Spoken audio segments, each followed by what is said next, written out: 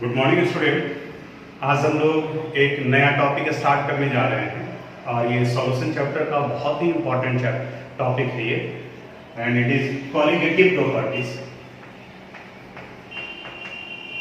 Colligative properties, colligative properties ये शुरू करने जा रहे हैं हम। पहला सवाल उठता है कि कॉलिगेटिव प्रॉपर्टी है क्या। एक तो ये क्लियर है कि ये सॉल्यूशन के प्रॉपर्टीज में आता है। कॉलिगेटिव प्रॉपर्टीज का डेफिनेशन है, it is the property of a solution which depends on the number of mole और which depends on the number of solute particle. Mole भी बोल सकते हैं या सिर्फ नंबर भी बोल सकते हैं, क्योंकि मोल भी नंबर को ही रिप्रेजेंट करता है। विच depends on the number of solute particle, not on their nature. यानी वैसे प्रॉपर्टी जो सॉल्यूट के नंबर पर डिपेंड करता हो, उनके नेचर पर नहीं, उन्हें कॉलिगेटिव प्रॉपर्टीज कहा जाता है। यानी कि अगर आप 1 मोल सोडियम क्लोराइड डाल रहे हैं, 1 मोल यूरिया डाल रहे हैं, 1 मोल ग्लूकोज डाल रहे हैं, तो सभी जगह पे चूंकि नंबर ऑफ मोल सेम है, तो जो इन सब जगह पे प्रॉपर्टीज बराबर होगा, उन्हीं सारे प्रॉपर्टीज को हम लोग कॉलिगेटिव प्रॉपर्टीज कहते हैं। जैसे कुछ इधर उधर का एग्जाम्पल देते हैं तो कॉलिगेटिव का कंसेप्ट क्लियर होगा। जैसे अगर मान लीजिए कि हम और आप एक दूसरे को कंपेयर करें, तो हम केमिस्ट्री पढ़ाते हैं और आप केमिस्ट्री पढ़ते हैं। आपके नेचर और हमारे नेचर दोनों में फर्क है, यानी कि हमारा और आपका दोनों का नेचर अलग अलग है। सब्जेक्ट का इंफॉर्मेशन नॉलेज वो दोनों का हमारे और आपके बीच में डिफरेंसेस है। लेकिन अगर मान लिया कि हम लोग किसी एक जगह से दूसरी जगह पर जाने के लिए ऑटो पे बैठते हैं, तो ऑटो वाले का किराया, ऑटो का भाड़ा इस बात पर डिपेंड नहीं करेगा कि नेचर ऑफ पैसेंजर कैसा है। केमिस्ट्री पढ़ने वाले हैं, अगर 10 रुपया किराया है तो केमिस्ट्री पढ़ने वाले से भी वो 10 रुपया ही डिमांड करेगा, और जो केमिस्ट्री पढ़ाने वाले हैं उनसे भी वो 10 रुपया ही डिमांड करेगा। यानी कह सकते हो कि ऑटो का किराया पैसेंजर के नेचर पर नहीं, पैसेंजर के नंबर पर डिपेंड करता है। उसी तरह से सॉल्यूशन के वो प्रॉपर्टीज जो सॉल्यूट पार्टिकल के नेचर पर नहीं, उनके नंबर पर डिपेंड करता है, उन्हें कॉलिगेटिव प्रॉपर्टीज कहा जाता है। ये हम लोग प्रूव भी करेंगे आगे कि कैसे कॉलिगेटिव प्रॉपर्टीज हुआ। हम लोग को 4 कॉलिगेटिव प्रॉपर्टीज पढ़ना है। फर्स्ट कॉलिगेटिव प्रॉपर्टी है relative lowering of vapour pressure. Relative lowering of vapor pressure, of vapor pressure, vapor pressure। Second colligative property है elevation of boiling point. Third colligative property है depression of freezing point, और fourth है osmotic pressure. चारों colligative properties को एक एक करके हम लोग को डिस्कस करना है। यानी इस जगह पर डिफरेंस से यह आया कि अगर आप 2 मोल यूरिया डिसॉल्व कर रहे हैं, या 2 मोल ऑफ ग्लूकोज डिसॉल्व कर रहे हैं, या 2 मोल ऑफ स्टार्च डिसॉल्व कर रहे हैं, तो इन तीनों में नेचर सॉल्यूट का अलग अलग है, लेकिन relative lowering in vapour pressure का वैल्यू तीनों जगह पे बराबर होगा, क्योंकि सब जगह पर आपने 2 मोल 2 मोल 2 मोल ऐड किया है, तो उन्हें कॉलिगेटिव प्रॉपर्टीज कहा जाता है।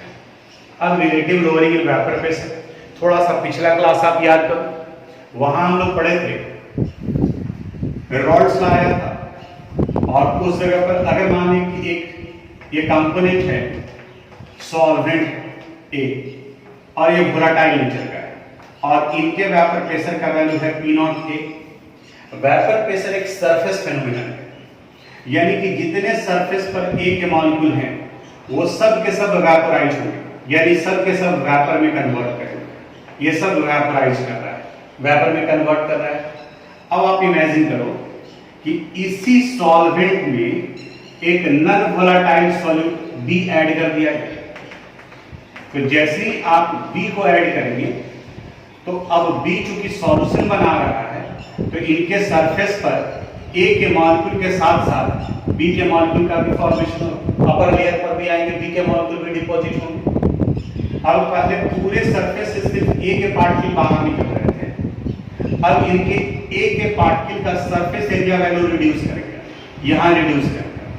अब इस जगह पर जो पार्शियल वेपर प्रेशर का वैल्यू आएगा वो पहले के वेपर प्रेशर के कंपैरिजन में ये कम हो जाएगा, वेपर प्रेशर का वैल्यू। फिर से पहले सिर्फ सॉल्वेंट था तो सारे सरफेस से सॉल्वेंट के मॉलिक्यूल स्केप कर रहे थे, वेपर प्रेशर बन रहा था। अब उसी में जब आप सॉल्यूट डाल दिए, कैसा सॉल्यूट? जो नॉन वोलेटाइल, यानी जो वेपर में कन्वर्ट नहीं करता है। तो जब वेपर में कन्वर्ट नहीं करेगा तो वो पार्टिकल सरफेस पर आया लेकिन वो वेपोराइज नहीं करेगा। और दूसरा, इसके सरफेस एरिया वैल्यू को रिड्यूस कर दिया। पहले सिर्फ पूरे सरफेस पर सॉल्वेंट के मॉलिक्यूल थे, अब इसके सरफेस पर सॉल्वेंट के भी मॉलिक्यूल है और सॉल्यूट के भी मॉलिक्यूल है। एज ए रिजल्ट ये हुआ कि अब यहाँ पर जो वेपर प्रेशर बन रहा है उस वेपर प्रेशर का वैल्यू कम हो जाएगा in comparison to vapour pressure of pure solvent. और इन दोनों के बीच के डिफरेंस को लोअरिंग इन वेपर प्रेशर कहा जाता है। और जब इन्हें वेपर प्रेशर ऑफ सॉल्वेंट से कंपेयर करते हैं तो इन्हें relative lowering in vapour pressure कहा जाता है। मैथमेटिकली इसे समझाने की कोशिश करते हैं।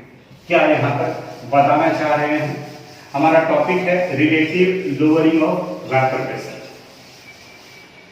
सपोज ए वोलेटाइल सॉल्वेंट है,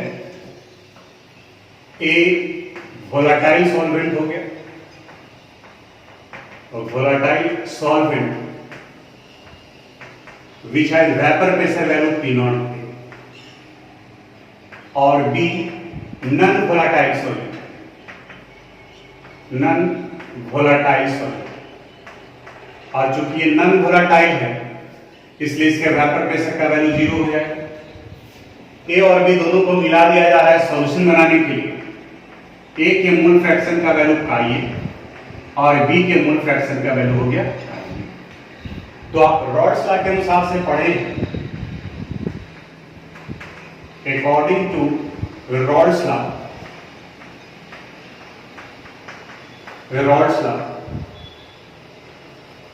total pressure is equal to P A plus P B, दोनों के सम के बराबर होगा। लेकिन यहां पर पी बी का वैल्यू 0 होगा। बता सकते हो क्यों? क्योंकि बी किस नेचर का हो गया? नॉन वोलेटाइल सॉल्यूट है, ये नॉन वोलेटाइल नेचर का। तो इसे हम लोग और लिख सकते हैं Pt इक्वल टू Pa, यहां लिख देंगे because P is non volatile. तो जो नॉन वोलेटाइल है उसके वेपर प्रेशर का वैल्यू 0 होता है, यानी सॉल्यूशन का वेपर प्रेशर सॉल्वेंट के पार्शियल वेपर प्रेशर के बराबर होता है। नाउ पार्शियल वेपर प्रेशर अगर निकालना है तो उसका क्या फार्मूला होता है? Pa is equal to P naught A into chi. और देखो तो इसे हम लोग लिख सकते हैं Pa would be equal to P naught A into 1 minus chi. अब ये 1 माइनस काई भी कहां से है? या तो chi A plus chi B is equal to कितना होता है? 1। तो chi A plus chi B is equal to 1। तो अगर काई A लिखना है तो 1 माइनस काई B हो और ये ब्रैकेट तोड़, तो एक बार 1 से मल्टीप्लाई होगा, एक बार काई B से। तो Pa would be equal to P naught A minus P naught A into chi B। अब इस पार्ट को इधर लाएंगे तो प्लस हो जाएगा, ये उधर जाएगा तो माइनस हो जाएगा, यानी P naught A into chi B it would be equal to P naught A minus Pa। ये हो गया वेपर प्रेशर ऑफ सॉल्वेंट और ये हो गया वेपर प्रेशर ऑफ सॉल्यूशन, क्योंकि वेपर प्रेशर ऑफ सॉल्यूशन किसके बराबर में है? Pt के बराबर।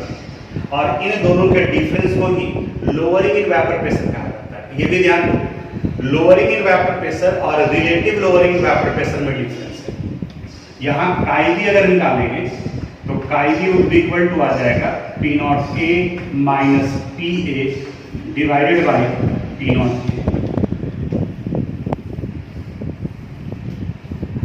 अब ये P naught A minus Pa divided by P naught A, इसे कहा जाता है relative lowering in vapour pressure, और P naught A minus Pa को कहा जाता है lowering in vapour pressure. Relative term जब भी आता है तो किसी से कंपेयर करते हैं। अब सवाल उठता है कि how relative lowering in vapour pressure is a colligative property. चारों में ये कॉमन क्वेश्चन हुआ कि ये कॉलिगेटिव प्रॉपर्टीज कैसे हुआ। अब आप देखो यहाँ relative lowering vapour pressure is equal to mole fraction of solute, ये सॉल्यूट के मोल फ्रैक्शन के बराबर में है। And we know Mole fraction depends on the number of mole of solute. Chi would be equal to Nb divided by Na plus Nb, and the component and the property which depends on the number of mole of solute particle is called colligative property. फिर से एक बार, relative lowering in vapor pressure is equal to mole fraction of solute, and we know the number of mole fraction of solute depends on the number of mole of solute particle, and therefore it is a colligative property. ये चारों colligative properties में एक common question होगा जहां हमें बताना पड़ेगा कि ये colligative properties कैसे हुआ। तो हमको लगता है कि यहाँ तक आपको समझ में आ गया होगा। वैसे पीडीएफ में भी ये पार्ट नोट किए हैं, आपको अगर उसमें डिफरेंस लग रहा होगा तो इस वाले पार्ट को भी आप नोट कर सकते हैं, यानी कि मिला करके आप लोग देख लोगे। अब इसके बाद में चारों कॉलिगेटिव प्रॉपर्टीज में एक कॉमन पार्ट आएगा, determination of molar mass of added non volatile solute, यानी जो सॉल्यूट ऐड किया गया है उसका मोलर मास वैल्यू निकालना होता है, और वो कॉलिगेटिव प्रॉपर्टीज का कंसेप्ट यूज करके। तो अब आगे बढ़ते हैं हम लोग, determination of molar mass, determination of molar mass of added non volatile solute, of added non volatile solute, volatile solute. We know, अभी हम लोग निकाले relative lowering vapour pressure P naught A minus PA by P naught A, it is equal to chi B के बराबर होता है। इसे हम लोग इक्वेशन फर्स्ट मान लेते हैं। फिर Chi B is equal to mole fraction of non-volatile solute is equal to number of moles of solute Nb divided by Nb plus Na। N number of mole है, इसी को हम लोग मास बाय मोलर मास भी लिख सकते हैं, तो Wb by Mb divided by Wb by Mb plus WA by MA, NB की जगह WB बाई MB, NA की जगह पर WA बाई MA। अब यहाँ पर अगर सॉल्यूशन डाइल्यूट फॉर्म में हो, डाइल्यूट कहने का मतलब होता है कि जहाँ सॉल्यूट का अमाउंट कम हो और सॉल्वेंट का अमाउंट ज़्यादा हो, तो पहले भी हेनरीज लॉ में भी हम लोग यूज किए हैं कि एक के कंपैरिजन में अगर दूसरे का वैल्यू बहुत छोटा हो और अगर वो डिनोमिनेटर में है तो कैलकुलेशन को सिंप्लीफाई करने के लिए उसे नेग्लेक्ट कर देते हैं। यहाँ पर भी WA बाई MA के कंपैरिजन में WB बाई MB का वैल्यू बहुत छोटा होगा अगर सॉल्यूशन डाइल्यूट है तो कैलकुलेशन को सिंप्लीफाई करने के लिए उसे हटा देते हैं। अगर है वो मेजरेबल है, आप कैलकुलेशन कर सकते हैं, then you have to use, तब आपको इसे यूज करना चाहिए। लेकिन अगर लग रहा है कि ये वैल्यू बहुत छोटा है, डाइल्यूट फॉर्म में है, तब इसे आपको रिमूव करना चाहिए। तो यहाँ पर हम लोग लिखेंगे in dilute solution, in dilute solution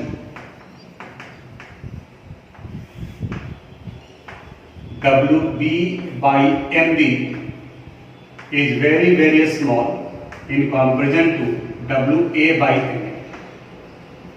इनके कंपैरिजन में ये वैल्यू बहुत छोटा होगा, therefore chi B would be equal to WB by MB divided by, ये पार्ट चूंकि बहुत छोटा है तो सिर्फ इसको लेकर के चलेंगे, यहाँ ये आ गया WA बाई MB। एक स्टेप और आगे बढ़ते हैं, ये MB नीचे चला जाएगा, ये MA ऊपर चला जाएगा, और chi B would be equal to WB into MA divided by MB into WA।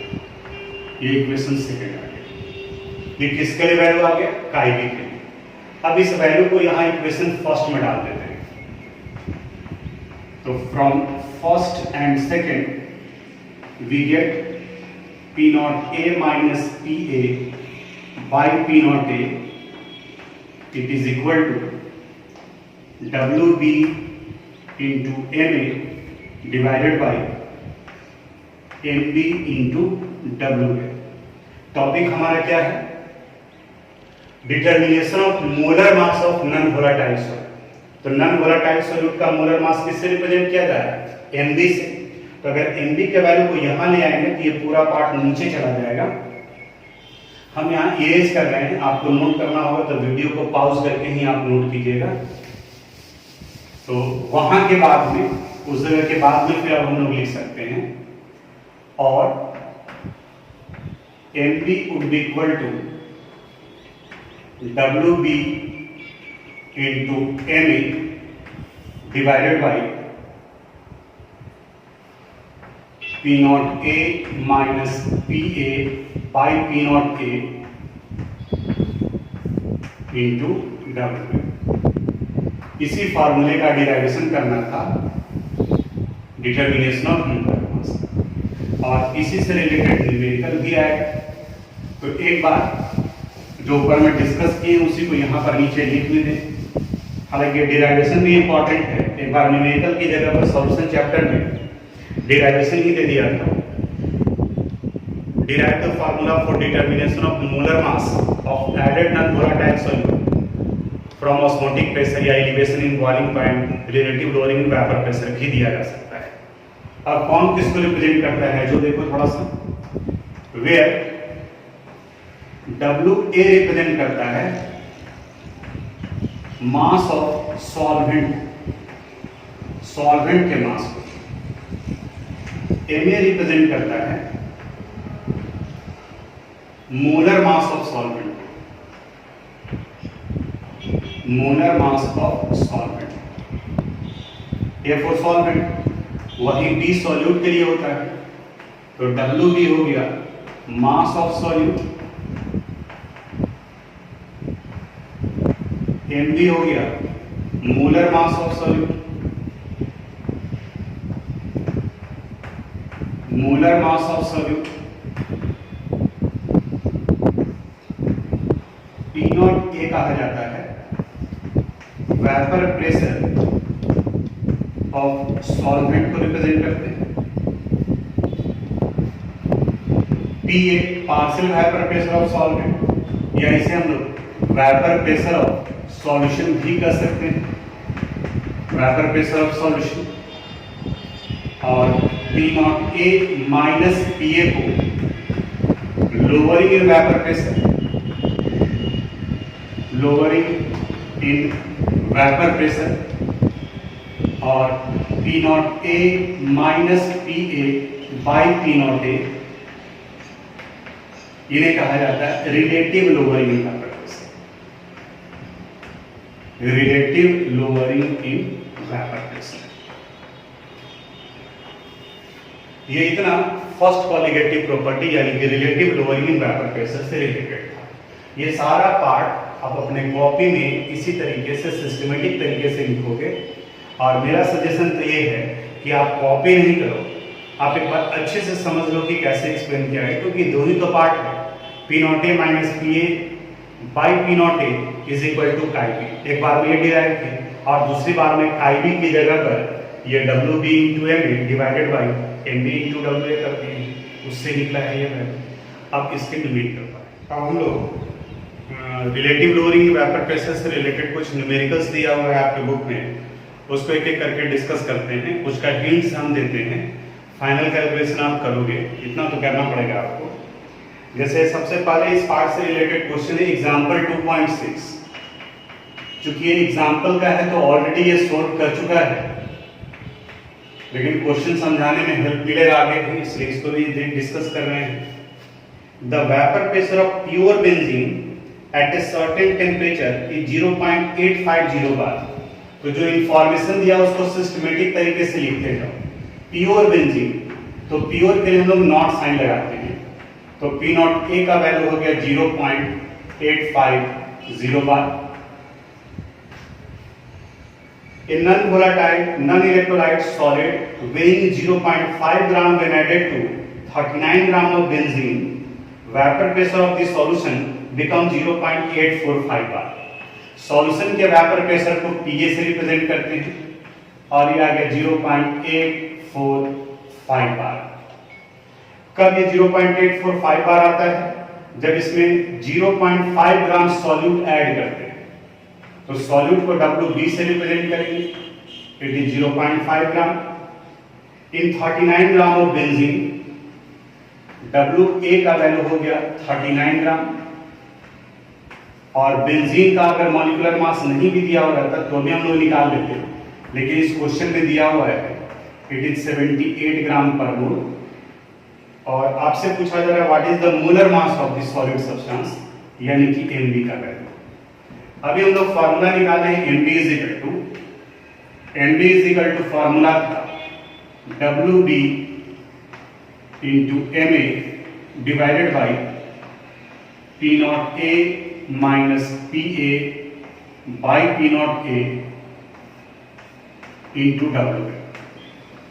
अब देखो तो क्या क्या वैल्यू दिया हुआ है, P नॉट A और PA का वैल्यू दिया हुआ है, P नॉट A पता है, P नॉट A पता है, PA पता है, WB और WA का वैल्यू दिया हुआ है, WB, WA और MA का वैल्यू दिया हुआ है। बताओ MA नहीं निकल जाएगा? इतना आसान सा क्वेश्चन है। तो ये एग्जाम्पल 2.6 का था, इसको आप सोल्व करें। एग्जाम्पल के बाद में अब इंटेक्स का एक क्वेश्चन आ रहा है, इंटेक्स क्वेश्चन नंबर 2.9। ये रिलेटिव लोअरिंग वेपर प्रेशर से इंटेक्स का है, ये डाटा सेपरेट करने के बाकी बन जाएगा। Vapour pressure of pure water at 298 kelvin, तो प्योर है तो यहाँ P नॉट है, it is 23.8 mmHg, 23.8 mmHg। 50 gram urea is dissolved in 50 gram urea, यानी WB का वैल्यू हो गया 50 ग्राम। यूरिया का इस क्वेश्चन में मॉलिक्यूलर फार्मूला दिया हुआ है, तो मोलर मास निकालोगे तो ये वैल्यू आ जाएगा 60 gram per mole, is dissolved in 850 gram of water. WA का वैल्यू आ गया 850 ग्राम। वाटर का मोलर मास आपको पता होता है, it is 18 gram per mole. Calculate the vapour pressure of water for this solution, यानी आपसे पूछा जा रहा है कि इसके लिए PA का वैल्यू कितना होगा, एंड इट्स रिलेटिव लोअरिंग, यानी P naught A minus PA by P not, ये वैल्यू निकालना है। अब देखो फार्मूले पर यूज करो, WB, MB, WA, MA ये पता है, तो यहां से काई भी निकल जाएगा, और जब काई भी निकल जाएगा तो P naught A minus PA by P naught A, P naught A minus PA by P naught A, it is equal to formula क्या होता है, काई। तो यहां से आप काई भी निकाल लीजिए पहले, या फिर आप WB बाई MB उससे भी यूज कर सकते हैं, दोनों कंडीशंस में यूज करो। और जब यहाँ पर ये देखो P नॉट A का वैल्यू ये दिया हुआ है, ये दिया हुआ है, तो PA निकल जाएगा, और जब PA निकल जाएगा तो रिलेटिव लोअरिंग वेपर प्रेशर, इसका वैल्यू तो काईबी के बराबर आएगा, जो काईबी का वैल्यू होगा वही होगा, या फिर वैल्यू पुट करोगे तो भी निकल सकता है। तो इंटेक्स 2.9 भी ये क्वेश्चन बन जाएगा, बिल्कुल बनाइएगा और आंसर आप कंपेयर कीजिएगा आ रहा है या नहीं आ रहा है। एक चीज और ध्यान देना होगा आपको, डिनोमिनेटर में जो वैल्यू हम लोग नेग्लेक्ट किए हैं, तो कई जगह पर आपका आंसर अगर मैच नहीं करे तो उसके वैल्यू को ले करके चलो, यानी कि WB by MB divided by WB by MB plus WA by MA, यानी एग्जैक्ट वैल्यू में तो WB बाई MB डिनोमिनेटर में भी होना ही चाहिए। कैलकुलेशन को सिंप्लीफाई करने के लिए यूज किया गया है। तो अगर कहीं पर है, जैसे इस कंडीशन में आप लेकर के चलो, फिर देखो कि आंसर आ रहा है या नहीं आ रहा। अगर क्योंकि एक जगह पे NCERT में गड़बड़ी किया है, ये NCERT के कंसेप्ट पर गड़बड़ी, क्योंकि अगर आपको लेकर चलना है तो सब जगह लेकर चलना है, और नहीं लेकर चलना है तो नहीं लेकर के चलना है। लेकिन आगे एक जगह डिस्कस करेंगे, उसके वैल्यू को अगर आप नेग्लेक्ट कर दे रहे हो तो वह आंसर नहीं आ पा रहा है, यानी कि वहां पर लिया जा रहा है, तो स्टूडेंट के लिए कंफ्यूजन हो गया है। तो बस सॉल्यूशन यही है कि आपको थोड़ा ध्यान देना हो कि कहाँ पर वो लेकर के चलता है। यहाँ पर ये वैल्यू को कंसिडर नहीं किया है, यानी कि सीधा सीधा इसकी जगह पर आप WB into MA divided by MB into WMB लेकर के बना सकते हो, आंसर ये। इसके बाद अब एक्सरसाइज के क्वेश्चन पर आते हैं। यही टेक्स्ट का question number 2.9।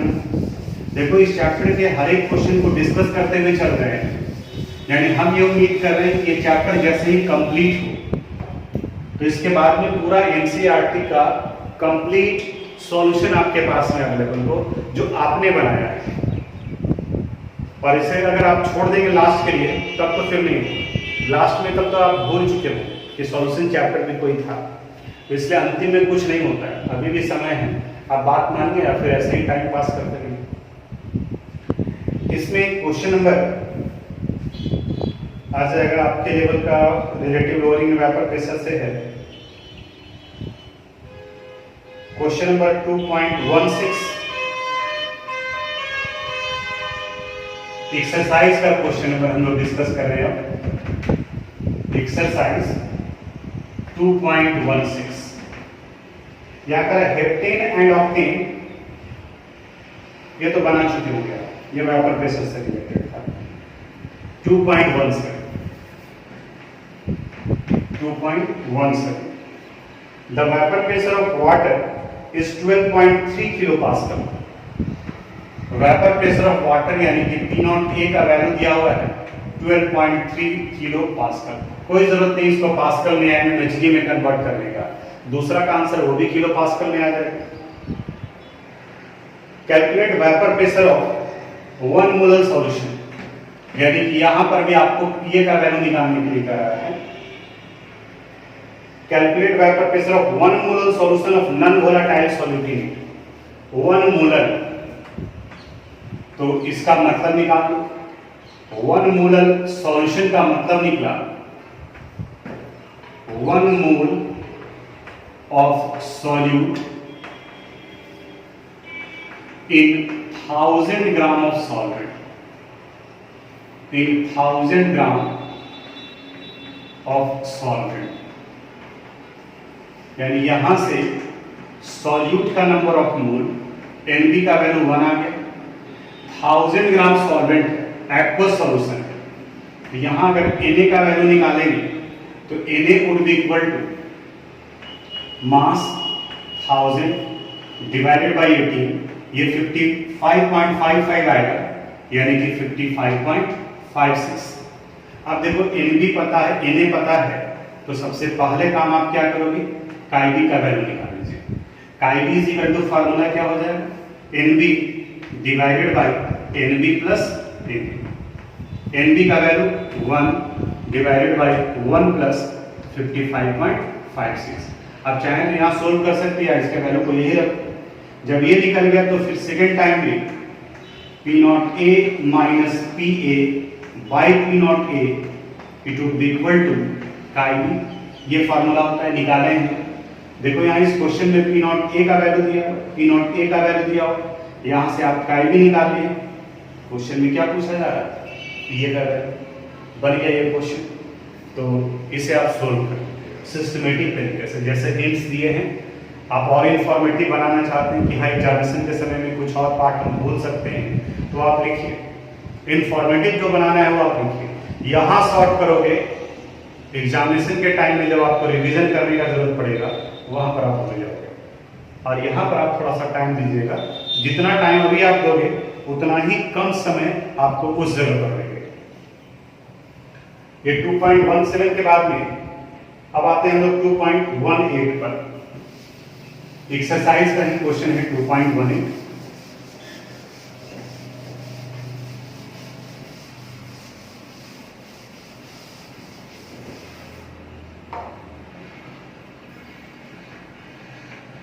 Exercise 2.18 calculate the mass of non volatile solute, यानी इस क्वेश्चन में WB का वैल्यू पूछा जा रहा है और इनका मोलर मास दिया हुआ है।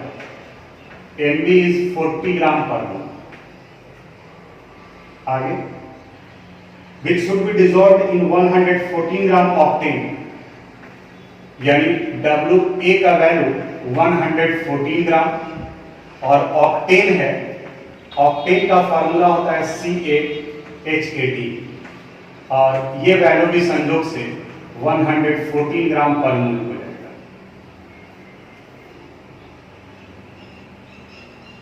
आगे to reduce its vapour pressure to 80%, जो इसके वेपर प्रेशर वैल्यू को रिड्यूस कर 80% पहुंचा देता है।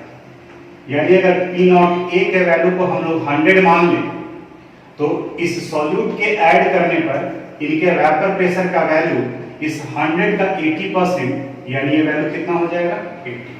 अब फार्मूला यूज कर, P naught A minus P A by P naught A it is equal to chi B, या उसी को लिख सकते हैं हम लोग W B by M B divided by W B by M B plus W A by M. ये लिखा जा सकता है। देखो P नॉट ए पता है, P ए पता है, P नॉट ए पता है, एम बी पता है, डब्ल्यू ए पता है, एम ए पता है, तो सिर्फ किसका वैल्यू निकालना है, डब्ल्यू बी का वैल्यू निकालना है। तो यहां से आप कोशिश कीजिए इसको निकालने का, ये वैल्यू जो है वो यहां निकल जाएगा। अब इसके बाद में इसको सोल्व कर लो, यहां पर इसी जगह पर अगर इसको राउंडिंग ऑफ कर दोगे तो वो एग्जैक्ट वैल्यू नहीं आ रहा है, वहां पर वो कैलकुलेशन बढ़ जाता है। कुछ एक साइड बुक में आप देखोगे तो यहां पर इस वाले पार्ट को भी लेकर चला है, वो सीधा सीधा क्या किया है, P A is equal to P naught A into का ये कर दिया। तो चूंकि पी ए 80 है, यहाँ 100 है, तो यहां से अगर आप वैल्यू निकालोगे तो 80 डिवाइडेड बाई 100 और काये का वैल्यू कितना आ जाएगा, देखो यहां से काये इक्वल टू 0.8, तो काई का वैल्यू कितना हो जाएगा 0.2 हो जाएगा। तो उस कंसेप्ट को भी लेकर के चल रहा है। जब ये काये निकल गया 0.8 वैल्यू आ गया तो काई भी यहां से निकाल सकते हैं इस फॉर्मूले का भी, लेकिन आप कोशिश करो इसी से बनाने का। वो तो अगले साइड बुक वगैरह में कुछ उस तरीके का वो कंसेप्ट यूज किया है, आप इसे लेकर के बनाइए। ये 2.18 का क्वेश्चन था।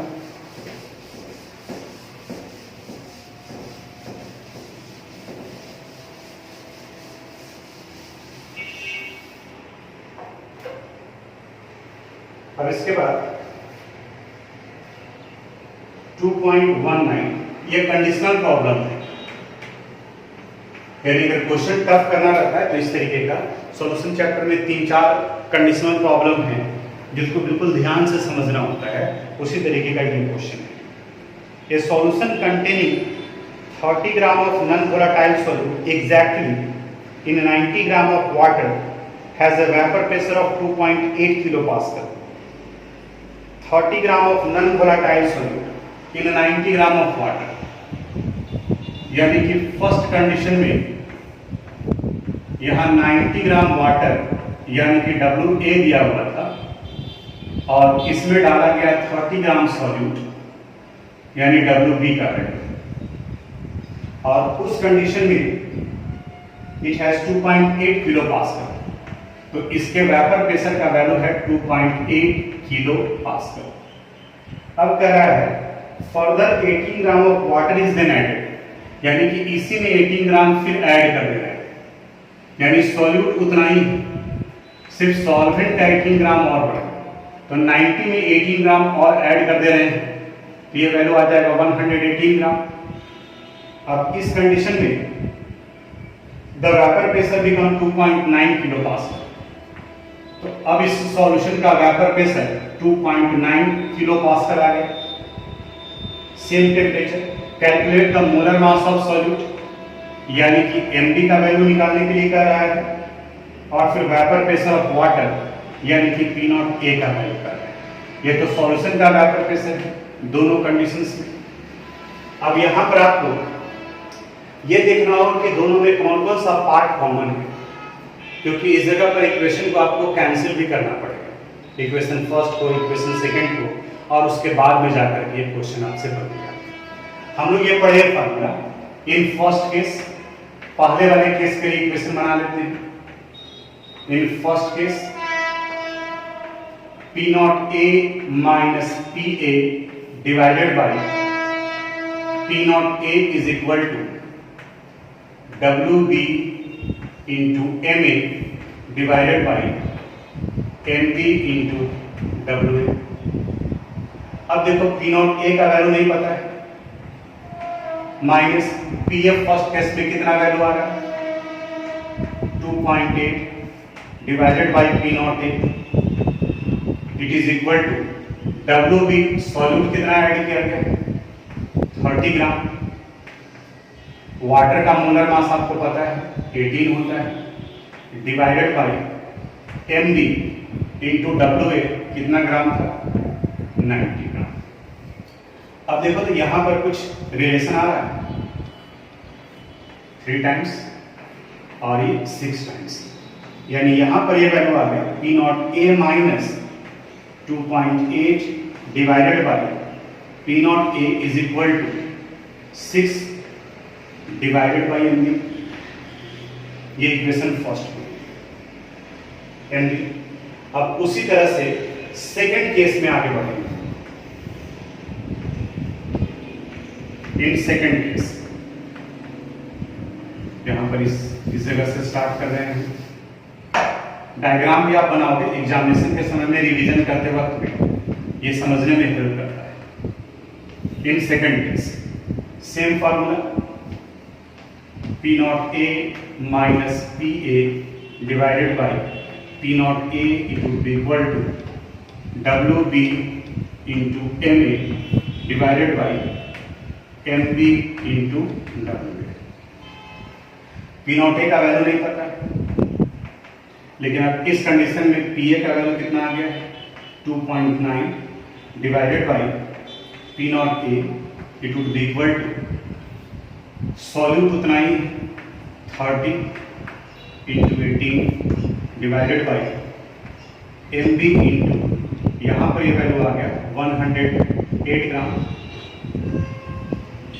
तो ये 6 टाइम्स और ये 5 टाइम्स, तो P naught A minus 2.9 by P naught A is equal to 5 by M B, ये इक्वेशन सेकेंड हो गया। अब यहाँ इक्वेशन फर्स्ट है और यहाँ इक्वेशन सेकेंड है। अब केमिस्ट्री खत्म, अब इसके बाद में मैथ्स का कंसेप्ट अप्लाई करना है। अगर आप इक्वेशन फर्स्ट को सेकेंड से या सेकेंड को फर्स्ट से आप डिवाइड कर दोगे तब उस कंडीशन में कई वैल्यू कैंसिल हो जाए, एम बी कैंसिल हो जाए, तो फिर पी नॉट ए का वैल्यू निकल जाएगा। और जब पी नॉट ए का वैल्यू निकल जाएगा तो फिर किसी वैल्यू में या तो इक्वेशन फर्स्ट में या इक्वेशन सेकेंड में पी नॉट ए के वैल्यू को डालोगे तो एम बी का वैल्यू निकल जाएगा। तो अब ये इतना काम आ गया। फिर से इन दोनों इक्वेशन को कंपेयर करो, जो आपको लग रहा है कि हाँ, अगर आपको लग रहा है कि ये वैल्यू बड़ा है तो सेकंड को फर्स्ट से या फर्स्ट को सेकंड से फ्रैक्शन में आएगा वैल्यू। इक्वेशन फर्स्ट को इक्वेशन सेकंड से डिवाइड करो तो वहां एम बी कैंसिल हो जाएगा, पी नॉट ए का वैल्यू निकल जाएगा, और जब पी नॉट ए का वैल्यू निकल जाएगा तो उसके वैल्यू को पुट करोगे तो फिर एम बी निकल जाएगा, किसी भी इक्वेशन में फर्स्ट में या सेकंड में। अब इतना बनाइएगा।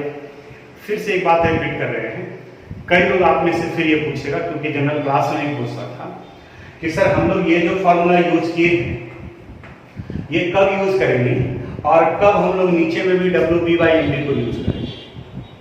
आप अधिकांश में यही फॉर्मूला यूज करेंगे, इसी से आंसर आ रहा है।